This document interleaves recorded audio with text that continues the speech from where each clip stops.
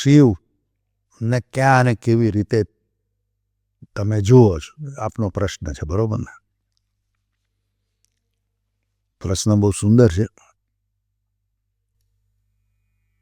જ્યાં સુંદરતા હોય ને ત્યાં શિવ છે, જ્યાં કરુણા હોય ત્યાં શિવ છે, જ્યાં વિનમ્રતા હોય ત્યાં શિવ છે, જ્યાં એકાંત છે ત્યાં શિવ છે, જ્યાં મૌન છે ત્યાં શિવ છે, જ્યાં પ્રેમનો સાત્વિક સંબંધ છે, પ્રેમનો સાત્વિક સંબંધ જ્યાં છે ત્યાં પણ શિવ છે. શિવ એ માત્ર શબ્દ નથી, શિવ એ જીવ છે. શિવ એ વાર્તા નથી, અનુભૂતિ છે. શિવ એ શરીર નથી, અસ્તિત્વ છે. શિવ એ મોક્ષનો દાતા છે. શિવ એ લયનો પણ દેવતા છે. શિવ એ કાલનો પણ દેવતા છે. કાલો કે કાલ એટલે કે કાલનો પણ દેવતા છે. શિવ એ મોક્ષનો દેવતા છે. શિવ એક પરમ ચેતના છે. અને એટલે જ એવું કહેવાય છે, મુझे उस नगरी लेके चल जहां बादल बसते हैं शिव के संग. કેદાર. શિવ એટલે સત્યનું પ્રતીક. અને એટલે જ હું તો કહું છું કે સત્યને કેદ કરવાની ક્યારેય કોશિશ ન કરતા, કારણ કે સત્ય એ જ શિવ છે. શિવ એટલે કલ્યાણ પણ થાય. શિવ એટલે કલ્યાણ. કલ્યાણ એટલે ધર્મ પરની સવારી. કલ્યાણ એટલે સંતોષમાં સમાઈ જવું. કલ્યાણ એટલે આપણું હિત. કલ્યાણ એટલે શિવ તત્વની અનુભૂતિ, એને કહે છે કલ્યાણ. સત્યમ શિવમ સુંદરમ નો મતલબ પણ એ છે, સમગ્ર બ્રહ્માંડમાં, જગતમાં સત્યથી સત્યવાદી, સત્યનો પણ સત્યવાદી જો કોઈ હોય તો એ શિવ જ છે. જગતમાં સુંદરથી પણ સુંદર જો કોઈ હોય તો એ પણ શિવ જ છે. જગતમાં સૌમ્યથી સૌમ્ય જો કોઈ હોય તો એ પણ શિવ જ છે. ભવ્યથી ભવ્ય જો કોઈ હોય તો એ પણ શિવ જ છે. અને જોગીઓનો જોગી પણ શિવ છે, અને ભોગીઓનો ભોગી પણ શિવ છે. એના જેવો કોઈ ભોગી પણ નથી, એના જેવો કોઈ જોગી પણ નથી, એના જેવો કોઈ યોગી પણ નથી. અપવિત્ર સ્થાનમાં રહેતો હોવા છતાં તેના જેટલો પવિત્ર કોઈ જ નથી. એનાથી મોટો કોઈ ભિક્ષુક પણ નથી ને એનાથી મોટો કોઈ દાતા પણ નથી. અને એક વસ્તુની નોંધ લેજો કે આ ભાગ્યને બદલવાની તાકાત જો કોઈ રાખતું હોય તો એક અને એક માત્ર મહાદેવ જ છે, શિવ જ છે. બાકી અન્ય કોઈની પાસે તાકાત નથી. પ્રેમની પરાકાષ્ઠા એટલે શિવ, શંકર. શિવનું સૌમ્ય સ્વરૂપ એટલે શંકર, સંકટ હરને વાલા શંકર. યોગની પરિભાષામાં સંપૂર્ણપણે જો કોઈ આવતું હોય, યાને કે યોગની પરિભાષામાં પૂર્ણ જો કોઈ હોય તો શિવ અને પાર્વતી છે. અને એટલે જ પાર્વતીનું એક નામ યોગિની પણ છે.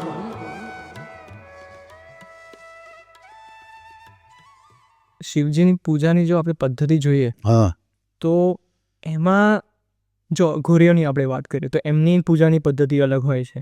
જો આપણે સ્ત્રીઓની વાત કરીએ તો એમની પૂજાની પદ્ધતિ અલગ હોય છે. જો બ્રાહ્મણોની વાત કરીએ તો એમની કર્મકાંડની પદ્ધતિ અલગ હોય છે. તો કેટલા પ્રકારની શિવની પૂજા થતી હોય છે અને એમાં કઈ કઈ મેઇન વસ્તુઓ છે કે જેના વગર પૂજા સંપન્ન ના થઈ શકે? શિવ એક એવો દેવ છે, શિવ એ દેવ નથી, મહાદેવ છે.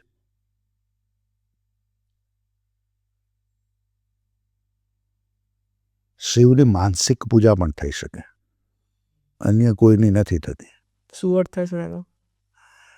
એટલે તમે એનું ધ્યાન ધરીને તમે કેવો ભાવ ઉત્પન્ન કરો કે હું મને પૂજા કરી રહ્યો છું, આ રીતે જળ ચડવું છું, એ માનસિક પૂજા છે. એ માનસિક પૂજા પણ એની થઈ શકે શિવની. અને શિવની પૂજા ગમે તે કરી શકે. તમે જુઓ, ઋષિ મુનિ દેવ દાનવ બધાએ જ શિવની પૂજા કરી છે. બધા જ. શિવ એ જગતનો આધાર છે.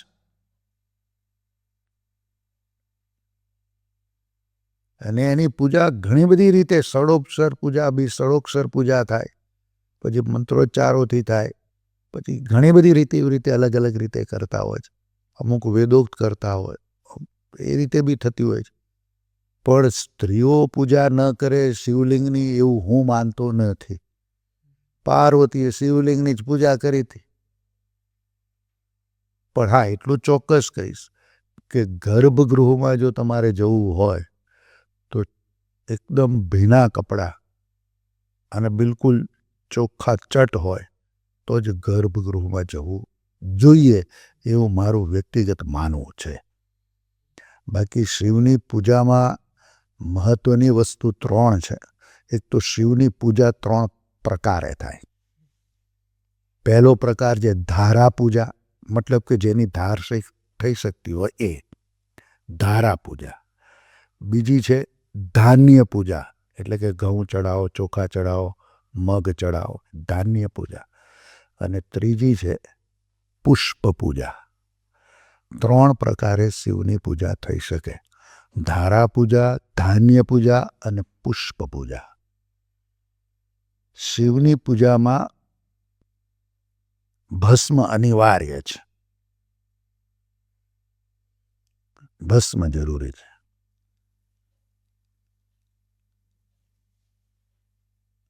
કારણ કે ભસ્મ જે છે એ ભસ્મનું ત્રિપુંડ અને રુદ્રાક્ષ પણ ધારણ કરવા જોઈએ. એનું ડ્રેસ કોડ છે આમ જોવા જઈએ તો. એટલે મુખ્યત્વે જે તમે કહ્યું કે એની પૂજામાં મહત્વનું તો કે રુદ્રાક્ષ અને ભસ્મ. ભસ્મના ઘણા બધા પ્રકાર છે. એમાં એક પ્રકાર છે શિવાગ્નિ ભસ્મ, બીજો છે દેવાગ્નિ ભસ્મ.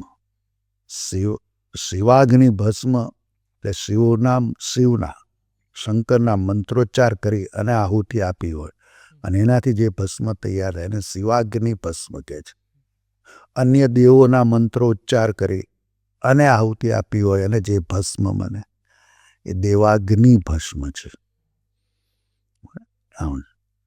ભસ્મનું ખરું નામ તો આમ તો કંઈક વિભૂતિ શબ્દ વપરાતો હોય છે હા, સૌથી વધારે. તો એનું શું કારણ સર? આમ તો ભસ્મનું નામ વિભૂતિ જ છે, પણ એને ભસ્મ એટલા માટે કહેવામાં આવે છે કે તમે જ્યારે એને ધારણ કરો છો ને ત્યારે જન્મોના પાપ બળી અને ભસ્મ થઈ જાય છે, એટલે એને ભસ્મ કહે છે. એટલે ભસ્મ કહે છે. પાપ જે બળીને ભસ્મ થઈ જાય છે, એટલે એને ભસ્મ કહે છે. નારદજી હતા, નારદજી. એમને એક આખી કહાની છે. એમાં છેલ્લે છે કે નારદના મગજની અંદર બહુ ઉદ્વેગ હોય છે, સંતાપ હોય છે, મગજમાં બેચેની હોય છે.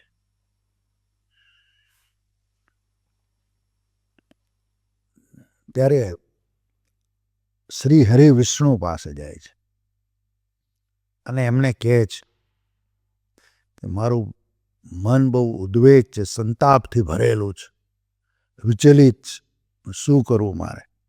ત્યારે શ્રી હરિ વિષ્ણુએ નારદને કહ્યું કે હે નારદ, આ સંતાપમાંથી મુક્ત થવા માટે તમે ભાલમાં ભસ્મનું ત્રિપુંડ કરો, કંઠે રુદ્રાક્ષ ધારણ કરો અને પંચાક્ષરી મંત્ર નમઃ શિવાયના જાપ કરો. એનો મતલબ એવો થયો, સ્વયં શ્રી હરિ વિષ્ણુ જો નારદને એમ કહેતા હોય કે આ ત્રિવસ્તુ ધારણ કરવાથી મન જે ઉદ્વેગમાં હોય, વિચલિત થતું હોય, હતાશા હોય, ઉદ્વેગ હોય, સંતાપ હોય, તો એમાંથી મુક્ત થવા માટે આ એક સારામાં સારો રસ્તો શ્રી હરિ વિષ્ણુએ નારદને બતાવ્યો. નોટ ઓનલી ધેટ, એમણે એવું પણ કહ્યું કે શિવ ભક્તોના સંપર્કમાં રહો, શિવ ભક્તોનો સંગ કરો, એમના મુખે શિવના ગુણગાન સાંભળો, એનું સતત ચિંતન કરો, મનન કરો. આ શ્રી હરિ વિષ્ણુના શબ્દો છે. એ નારદ, શિવ ભક્તોના સંગમાં રહો, એના ગુણગાન સાંભળો શિવના, અને એનું સતત ચિંતન અને મનન કરો. તો આ ઉદ્વેગ અને સંતાપમાંથી મુક્ત થશો તમે. શ્રી હરિ વિષ્ણુ પણ જો જ્યારે આવું કહેતા હોય, વિષ્ણુ એ વિષ્ણુ જ, એની પણ બધી બહુ જબરજસ્ત લીલાઓ છે. એમણે નારદને આવું કીધું. એટલે ટૂંકમાં શિવ પૂજા જરૂરી છે એ હું કહેવા માંગુ છું આ માધ્યમથી. ભસ્મ લગાવો ને તમે, ત્રિપુંડ કરો ને, એનાથી મનની એકાગ્રતા વધે છે અને જ્ઞાન ચેતનાઓ જાગૃત થાય છે. આ બે એનો એક ગુણધર્મ છે. તો સર તમે એક રીતે સ્ટુડન્ટ્સને સજેસ્ટ કરી શકો કે એમને ભસ્મ લગાવવું જોઈએ, કેમ કે એમને સૌથી વધારે જરૂર છે આની એમ? ના, હવે આમાં શું છે, અત્યારે આ જમાનામાં એ એમને ઘરેથી શીખવાડવું જોઈએ. આપણાથી કોઈને કંઈક કહેવાય નહીં, અને જબરજસ્તી કોઈને લાગે એવું કોઈ કાર્ય મને તો ગમતું જ નથી બેઝિકલી. બરોબર, વાય આઈ શુડ ટેલ, આપણે શું કામ એવું કોઈને કહ્યું? હા, હું મારા દીકરાને કહી શકું. પણ સાયન્ટિફિકલી આ એક રીઝન છે. સાયન્ટિફિકલી રીઝન છે એના. અરે એમાં તો બહુ, હજી આમ તો ઊંડાણમાં જઈએ તો જેટલા તમે ભસ્મ લગાવો છો, ભસ્મના જેટલા કણો હોય એટલા શિવલિંગ અંદર સ્થાપિત થાય છે, એવું પણ કહેવાય છે. આ તો હું અત્યારે હજી બોલતો નથી, અમુક મર્યાદા રાખીને બોલું છું. બાકી આ જેટલી વાત કરી એટલી બીજી 8 કલાક ચાલે. આટલી જ વાતો છે, અને એની જે થોડું થોડું લાગે જ બેઝિક જેવું, એ હું બોલી રહ્યો છું, તમારી સમક્ષ પ્રસ્તુત કરું છું. કારણ કે શોર્ટ સમયમાં કેટલું આપી શકાય એ મુખ્ય વસ્તુ છે. સર તમે ભસ્મની વાત કરી, જે લોકોને ઘરે શિવની પૂજા કરી હોય અને ત્રિપુંડમાંથી લગાવવું હોય, તો એમાં કોઈ એવો નિયમ હોય છે સર કે શિવના દરબારમાં કોઈ ભેદ છે જ નહીં. માત્ર બ્રાહ્મણો જ ત્રિપુંડ કરી શકે એવું નથી. માત્ર બ્રાહ્મણો જ રુદ્રાક્ષ પહેરી શકે એવું નથી. માત્ર જેન્ટ્સ જ રુદ્રાક્ષ પહેરી શકે એવું નથી. સ્ત્રીઓ, લેડીઝ પણ રુદ્રાક્ષ ધારણ કરી શકે છે. ત્રિપુંડ માત્ર બ્રાહ્મણો જ કરે એવું જરૂર નથી, કોઈ પણ કરી શકે છે. શિવના દરબારમાં કોઈ ભેદ છે જ નહીં, કોઈ પણ કરી શકે છે. રુદ્રાક્ષ પહેરવાથી નીલકંઠની સતત તમારા પર કૃપા વરસતી રહે છે. રુદ્રાક્ષ એ શિવની કરુણાનું પ્રતીક છે. આ માનવ શરીર એક યંત્ર છે. આ યંત્રને સફળતાપૂર્વક ચલાવનારું મહાયંત્ર જો કોઈ હોય તો એ રુદ્રાક્ષ છે. ગમે તેવા અપવિત્ર સ્થાનને પણ પવિત્ર કરનારું જો કોઈ હોય તો એ રુદ્રાક્ષ છે. એટલે કે અમુક જગ્યાએ ન પહેરી જવાય ને આમ તેમ એવું જો કોઈ કહેતું હોય તો હું એ કહેવા માંગુ છું કે અપવિત્ર સ્થાનને પણ પવિત્ર કરનાર જો કોઈ હોય તો એ આ રુદ્રાક્ષ છે. શિવ ખુદ અપવિત્ર સ્થાન સ્મશાનમાં રહે છે, છતાં પણ એના જેટલો કોઈ પવિત્ર નથી. એની સાથે આ વાત મેચ થાય છે, એની પુષ્ટિ કરે છે.